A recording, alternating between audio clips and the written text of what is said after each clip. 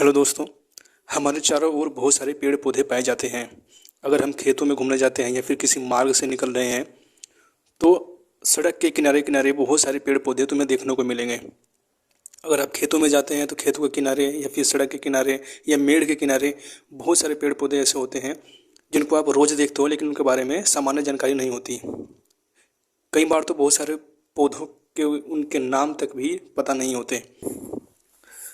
आज की वीडियो में हम एक नए ऐसे पौधे के बारे में बताने जा रहे हैं जिसको आप रोज़ देखते होंगे।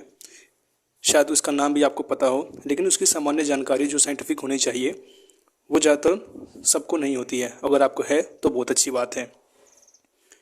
ये जो आप पौधा देख रहे हैं इसको सामान्यतः मूंज बोलते हैं, इसको सरपत भी बोलते हैं और सरकंडा भी बोलते हैं। ये पौधा हमारे खेतों के चारों ओर या फिर सड़क पे या फिर रेतीली भूमि में बहुत आसानी से देखने को मिल सकता है। ये ज़्यादातर झुरमुट के रूप में रहता है। जहाँ भी आप देखेंगे इसको तो एक झाड़ी सी रहती है, एक झुरमुट सा रहता है और वहाँ से ये निकलता है। आप देख सकते हैं इसकी लंबाई लगभग नीचे से और ऊपर तक 14 से 15 फीट तक होती है। जैसे आप देख रहे हैं कि ये तारों तक, जो बिजली के तार हैं, वहाँ तक पहुँच चुका है और इसके ऊपर फ्लावर होते हैं। जो ये फूल आपको दिखाई पड़ रहा है, मूंज की नाजुक पत्तियों से डलिया भी बनाया जाता है, यानी कि एक प्रकार की बहुत ही सुंदर टोकरी बनाई जाती है, जिसके बारे में हम वीडियो के लास्ट में बताएंगे। इसमें ये केवल अकेला फूल नहीं है, ये फूलों का एक गुच्छा है। अगर आप इसको करीब से देखेंगे, अगर आपने इसको कहीं देखा होगा या फिर आपके खेत में या फिर अगर कहीं भी आप घूमने जाते हैं, अगर ये आपको दिखाई पड़ जाए तो ये इस फूल को आप ध्यान से देखना।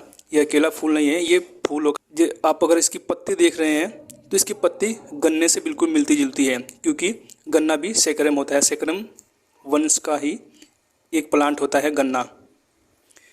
देखिए, गन्ने से इसकी पत्ती बिल्कुल मिलती जुलती होती है, क्योंकि एक ही वंश के होते हैं दोनों। और ये देखिए पत्ती पे इसमें इतनी धार होती है इस पत्ती में, जैसे कि लोहा काटने वाली आरी होती है, ठीक वैसे ही इसकी बनावट होती है। तो गन्ने के पत्ती के मुकाबले आप मूंज की पत्ती से बहुत आसानी से कट जाते हैं, मतलब चिर जाते हैं। ये स्किन को बहुत जल्दी चीर देता है, जबकि दोनों ही एक ही वंश के होते हैं, गन्ना भी और ये भी।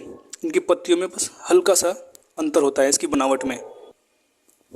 और जब ये पत्ती मैच्योर होती है तो इस पत्ती के निचले भाग में क्या होता है कि रेशे जैसे, यानी रोवे जैसे कुछ स्ट्रक्चर दिखाई पड़ते हैं। ये बहुत ही खतरनाक होते हैं। आपकी हथेली में तो ये चुभेंगे नहीं, लेकिन हथेली से अलग जितनी भी स्किन है आपकी, उसमें ये चुभकर खुजली उत्पन्न करते हैं। तो अगर कभी आप इसको हाथ लगाते हैं तो बड़े ध्यान से हाथ लगाएं।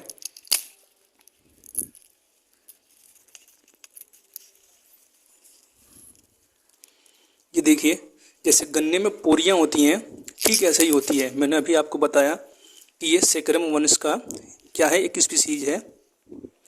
जैसे गन्ने की पोरियां होती हैं, ठीक इसमें भी ऐसी पोरियां होती हैं। बस जो गन्ना होता है वो बहुत ज़्यादा डेवलप होता है और ये इतना डेवलप नहीं होता है।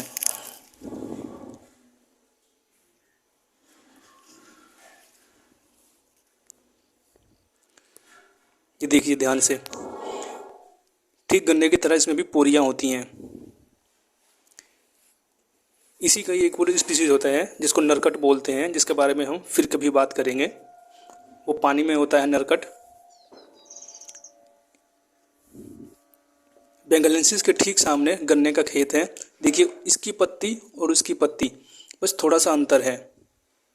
अगर आप गन्ने को अपने खेत में छोड़ दें तो कुछ समय बाद उसमें भी इसी तरह के फ्लावर उग जाते हैं, जैसे कि बेंगलेंसिस के ऊपर यानी मूंज के ऊपर आपको फूल दिखाई पड़ रहे हैं ना, ठीक ऐसे ही गन्ने के ऊपर भी फूल आ जाता है।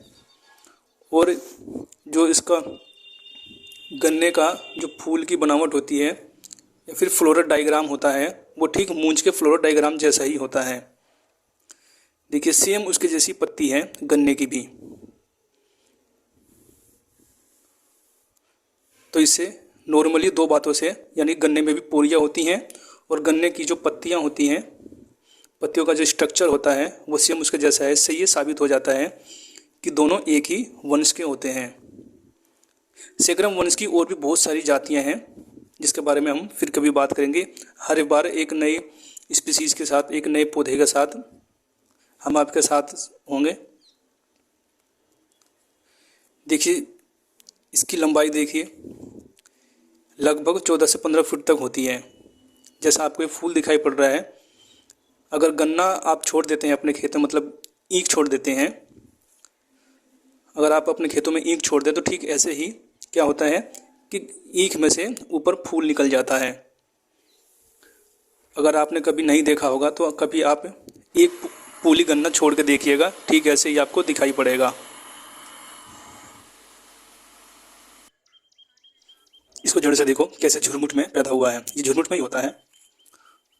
अब रही बात इसके यूजेस की, तो इसका उपयोग मोस्टली झोपड़ियाँ बनाने में किया जाता है। इसको जो ये पौधा है मूंज का, इसको गरीबों का छत भी कहा जाता है, क्योंकि इसकी पत्तियों को सुखाने के बाद से झोपड़ी बनाने में काम आता है। अगर आप झोपड़ी की छत इसको बनाते हैं तो गर्मी के दिनों में बहुत ही अच्छा रहता है, गर्मी महसूस नहीं होती है। देखिए सामान्यतः ये चारों ओर कहीं भी आसानी से देखे जा सकते हैं। मूंज में फूल निकलने से पहले एक नाजुक सी पत्ती होती है जिसको डलिया बीनने वाले क्या करते हैं, बड़ी सावधानी से निकाल लेते हैं, और निकालने के बाद इसको रंग में डुबोकर कुछ घंटों के लिए रख देते हैं। रंग में डूबने के बाद इसकी हर एक कोशिका रंग को अब्जॉर्ब कर लेती है, सोख लेती है, और वो कलरफुल हो जाती है। जैसे ही रंग में उसको डुबा जाता है, लाल रंग में डुबोते हैं तो लाल रंग की, हरे रंग में डुबोते हैं तो हरे रंग की ये हो जाती है। जिसके बाद इसको हल्का सा सुखा लिया जाता है जिससे कलर हाथ पे ना लगे। और फिर जो कलाकार होते हैं, डलिया बीनने वाले होते हैं, ये बड़े ही सावधानी से इसको बीनते हैं। ये डलिया बहुत ही काम आती है, जैसे कि आप इसमें खाने पीने की चीज़ें रख सकते हैं, और भी बहुत सारे सामान रख सकते हैं। इसमें आटा, चावल, बहुत सारी चीज़ें रख सकते हैं। इसके साथ साथ इसमें जैसे बर्तन के आकार की भी डलिया बनाए जाते हैं, जैसे कि आप फोटो में देख सकते हैं। ये कहाँ बनाया जाता है? उत्तर प्रदेश के पूर्वी भाग में, बिहार में, झारखंड में और बंगाल में। वहाँ पे ये बहुत ही अच्छे तरीके से बनाया जाता है, बहुत अच्छी कलाकारी की जाती है, बहुत अच्छी इस पर डिजाइनिंग की जाती है, वो भी सिर्फ कलरफुल पत्तियों से ही। आप देख सकते हैं, बड़े ध्यान से देखिए इसको। इन डलिया का उपयोग सामान रखने में किया जाता है, साथ ही ये बहुत अच्छी कीमत पे बाजार में बिक भी जाते हैं। इसका क्लासिफिकेशन देख लेते हैं। किंगडम प्लांटी, यानी कि प्लांट है ये, कौन से ग्रुप का है? ट्रेकियोफाइट। ये ट्रेकियोफाइट्स होता है। ये एंजियोस्पर्म भी होता है। एंजियोस्पर्म मतलब जिसमें फूल आते हैं। ये मोनोकोट होता है। मोनोकोट किसको बोलते हैं? जो जैसे हमारे अनाज होते हैं, गेहूँ, चावल, मक्का, ये सब मोनोकोट में आते हैं। कौन से ऑर्डर में आता है? ये पोएल्स आता है, फैमिली पोएसी का है। इसकी सब फैमिली होती है पेनिकोइडी। जीनस होता है टाइपीडियम, स्पीसीज है बेंगलेंस। तो इसका साइंटिफिक नाम होता है सैकरम बेंगलेंस, और इसका दूसरा नाम भी होता है साइंटिफिक, इसको बोलते हैं ट्राइपीडियम बेंगलेंस। तो इसके दो नाम होते हैं। सैकरम इसको इसलिए कहा गया है क्योंकि ये गन्ना जो वंश होता है, उस गन्ने वंश का ये एक स्पीसीज है।